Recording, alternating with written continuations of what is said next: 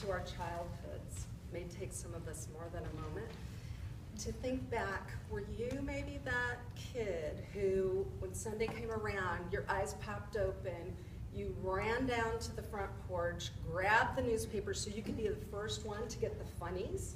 That's what we called them back then, the funnies. You maybe were the kid who didn't see themselves reflected in the comic strips or in the media in general, especially in a positive way, until 1965, when We Pals, the first syndicated strip in the US to have multicultural characters, came on the scene.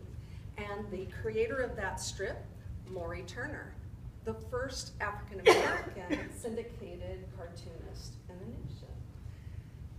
Morrie brought us We Pals when he was at the age of 42. He broke the color barrier in the world of comics. Also wearing 42 was his hero, Jackie Robinson. Both of them paved the way for equality. Both of them gave to the future. One in the field of sports, one in the field of journalism. Morrie gave us 49 years of his strip daily. This year is a very momentous point for Morrie and his achievements. If he would have lived to see February 15th this year, it would have been the 50-year anniversary and another first. It would have been the first time that a single cartoonist held a strip for 50 years. Nonetheless, when he died at age 90 a year ago, January, he gave so much to this world. His time on the planet was spent serving others and connecting with people. And he reached 18,000 people through interactions, through appearances, coming to schools. He reached through his books. He had 60 or more books, pamphlets, posters that you would see everywhere promoting literacy, promoting health, promoting tolerance. His videos, his movies, his animated films teaching us about Martin Luther King.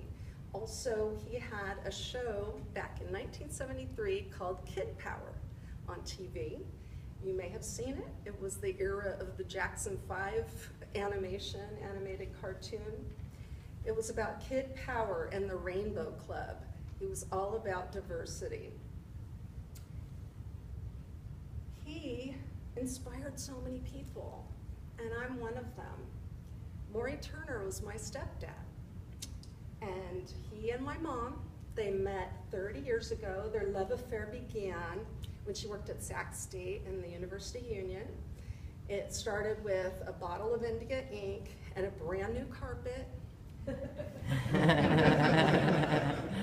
and went from there. At that time, 30 years ago, We Pals was 20 years old. I got to know the 60-year-old jet setter that went everywhere, all around the country, and took my mom with him to spread his word, his message of love and peace. And that was before he gradually went to the cane, and then to the walker, and then to the wheelchair, and then to dialysis. It didn't stop him until the couple days before he died. He was drawing his strip.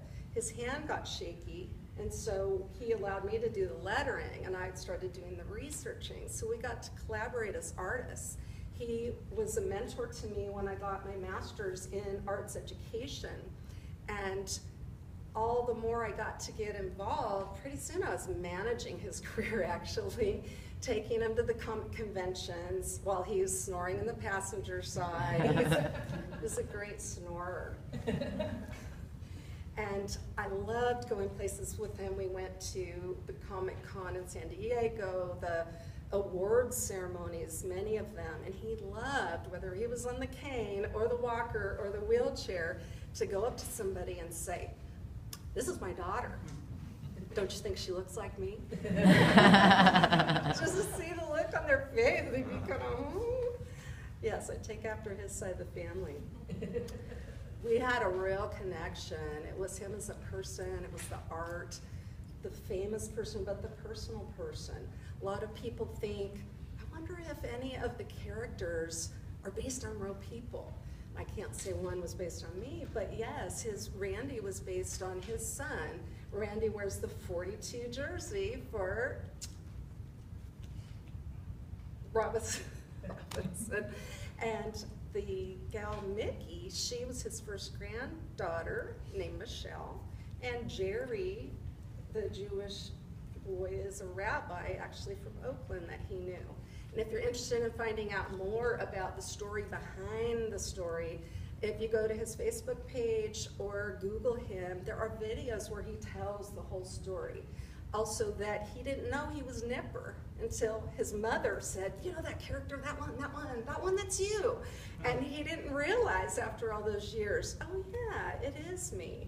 So I've selected the one of Nipper next to him as a young man for you to see.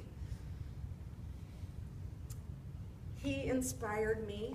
He inspired all of us. I would like for us to carry on his vision of bringing towards the future those things that seem so hard sometimes, the being tolerant when people are different from us, seeing joy when somebody's hurting, reaching out to them. He always saw the kids as the key to the future.